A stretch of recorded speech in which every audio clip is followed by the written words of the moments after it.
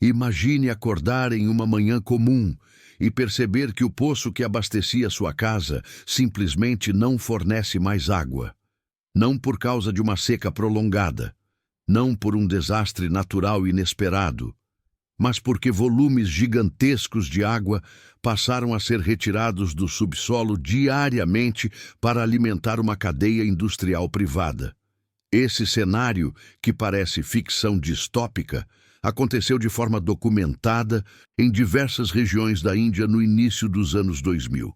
Comunidades inteiras começaram a enfrentar escassez de água potável, exatamente no mesmo período em que fábricas de engarrafamento de refrigerantes operavam em plena capacidade. O conflito que surgiu não dizia respeito a preferências de consumo ou disputas comerciais. Tratava-se de sobrevivência. Antes de seguir, vale lembrar que histórias como essa raramente aparecem de forma aprofundada no noticiário tradicional. Se você se interessa por conteúdos documentais que exploram os bastidores da indústria alimentícia, da geopolítica dos recursos naturais e de conflitos reais pouco discutidos, se inscreva no canal. Nosso objetivo é alcançar os 1.000 inscritos para continuar produzindo conteúdos baseados em fatos, dados e registros históricos. A Índia é um dos países mais dependentes de água subterrânea no mundo. Milhões de pessoas utilizam poços artesianos como principal fonte para beber, cozinhar, lavar roupas, manter a higiene básica e irrigar pequenas plantações.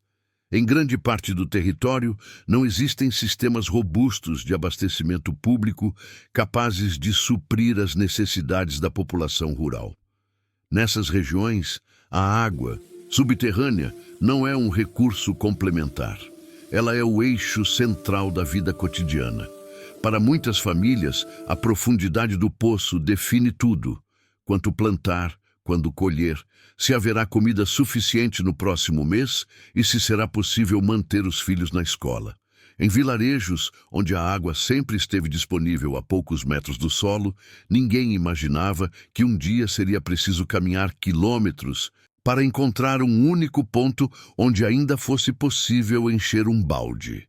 Esse contexto ajuda a entender por que a chegada de grandes multinacionais de bebidas a partir da década de 1990 gerou impactos tão profundos. Com a abertura econômica indiana, o país passou a atrair investimentos estrangeiros em larga escala.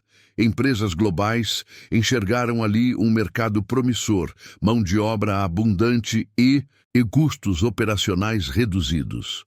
Fábricas de engarrafamento começaram a surgir em diferentes estados, especialmente em áreas rurais. A escolha desses locais seguiu um padrão consistente. Terras eram mais baratas, a fiscalização ambiental era limitada e as comunidades locais tinham pouco poder político para contestar grandes projetos industriais. Em troca, prometia-se desenvolvimento regional, geração de empregos e crescimento econômico. No papel, o acordo parecia vantajoso. Na prática, os custos começaram a surgir com o passar do tempo. Produzir refrigerantes em larga escala exige quantidades enormes de água. O líquido que chega ao consumidor final é apenas uma pequena parte do total utilizado. A água é essencial para praticamente todas as etapas do processo industrial. Limpeza constante de equipamentos, lavagem de garrafas, resfriamento de máquinas, mistura de ingredientes, transporte interno e descarte de resíduos. Em média, para cada litro de refrigerante produzido, vários litros de água são consumidos ao longo da cadeia produtiva. Em algumas regiões da Índia, relatos locais e estudos independentes indicaram que uma única planta industrial extraía milhões de litros de água subterrânea diariamente. No início, os efeitos dessa extração intensiva não eram imediatamente visíveis. O lençol freático não se esgota de um dia para o outro. Mas com o passar dos meses e dos anos, os sinais começaram a se acumular. Poços que historicamente forneciam água durante todo o ano passaram a apresentar queda constante no nível. Em seguida, começaram a secar em períodos específicos. Com o tempo, deixaram de funcionar completamente. Famílias passaram a percorrer distâncias cada vez maiores para encontrar água potável. Mulheres e crianças, tradicionalmente responsáveis pela coleta de água em muitas comunidades, começaram a gastar horas diárias apenas para suprir necessidades básicas. As consequências não se limitaram ao consumo doméstico. A agricultura de subsistência, fundamental para milhões de famílias indianas, foi diretamente afetada. Plantações falharam por falta de irrigação. A produtividade caiu de forma significativa. A renda das famílias diminuiu. Em regiões onde a água sempre foi considerada um recurso relativamente estável, a escassez passou a ditar o ritmo da vida cotidiana. Enquanto isso, a produção industrial seguia praticamente inalterada. Caminhões carregados de refrigerantes continuavam deixando as fábricas diariamente, abastecendo mercados urbanos e centros de consumo distantes das comunidades impactadas. Para quem vivia nos vilarejos afetados, a sensação era clara.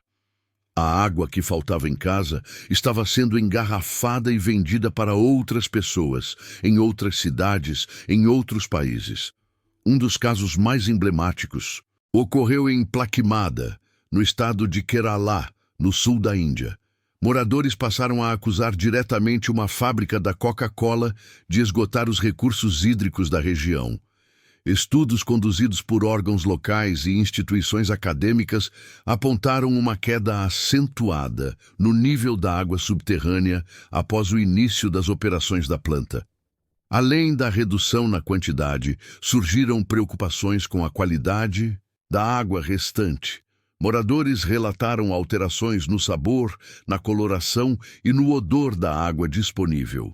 O problema se agravou quando resíduos industriais gerados pela fábrica, uma espécie de lama resultante do processo produtivo, começaram a ser distribuídos para agricultores locais, sob a alegação de que poderiam ser utilizados como fertilizante.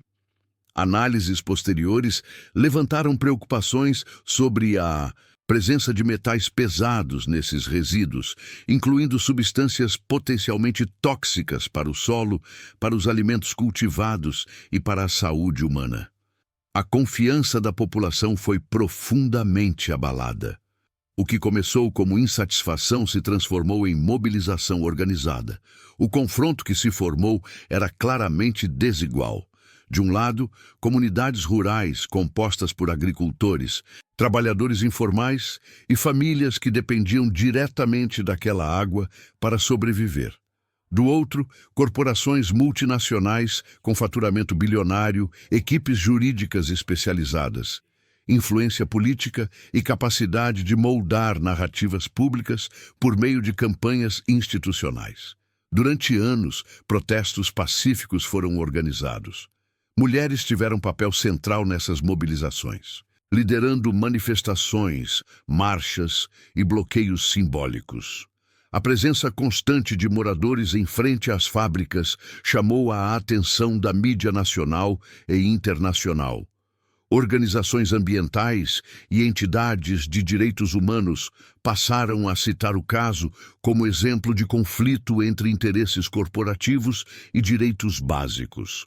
Com o aumento da pressão pública, governos locais começaram a agir. Em alguns estados indianos, licenças de operação foram suspensas ou não renovadas. Em Plakimada, a fábrica da Coca-Cola teve suas atividades interrompidas após uma combinação de decisões administrativas e forte mobilização popular. O local se tornou um símbolo global da luta pelo direito à água.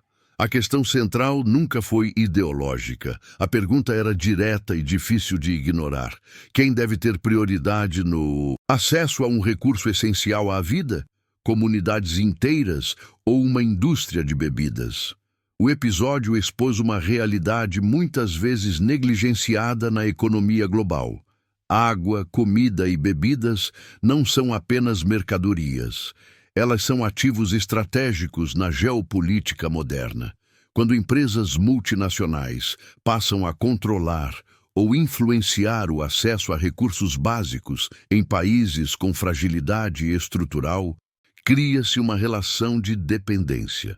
Refrigerantes, nesse contexto, não competem apenas entre si no mercado. Em determinadas regiões, eles competem diretamente com a água potável destinada ao consumo humano.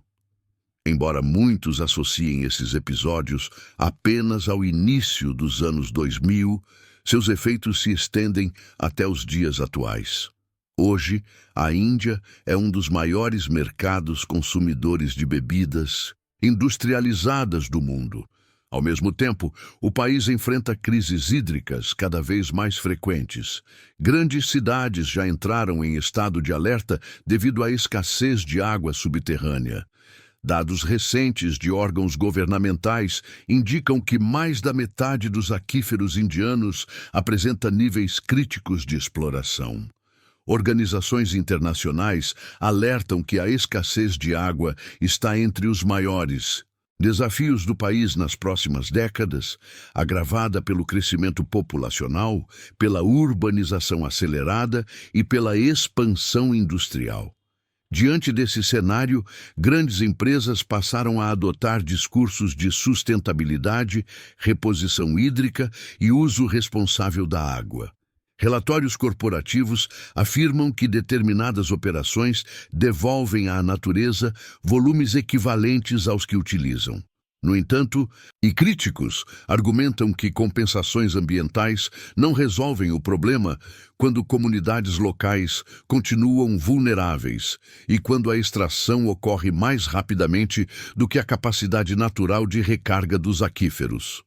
O debate atual não gira mais em torno da existência dessas empresas, mas dos limites sob os quais elas podem operar quando lidam com recursos vitais.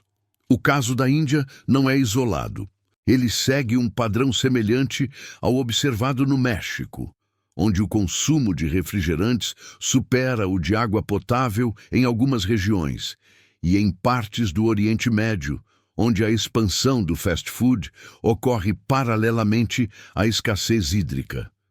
A geopolítica alimentar funciona de forma previsível. Primeiro, entra a marca global. Em seguida, cria-se dependência econômica e cultural. Por fim, surge o custo social, muitas vezes invisível para quem consome o produto final. Se você chegou até aqui, fica claro que comida e bebida nunca foram apenas uma questão de gosto pessoal. Elas envolvem poder, recursos naturais, decisões políticas e interesses econômicos globais. Se você acredita que mais pessoas precisam entender o que está por trás do que consomem diariamente, deixe seu like, compartilhe este vídeo e se inscreva no canal. Nosso objetivo é alcançar os 1000 inscritos para continuar trazendo conteúdos documentais, profundos e reais. Entender essas engrenagens é o primeiro passo para não aceitar tudo em silêncio.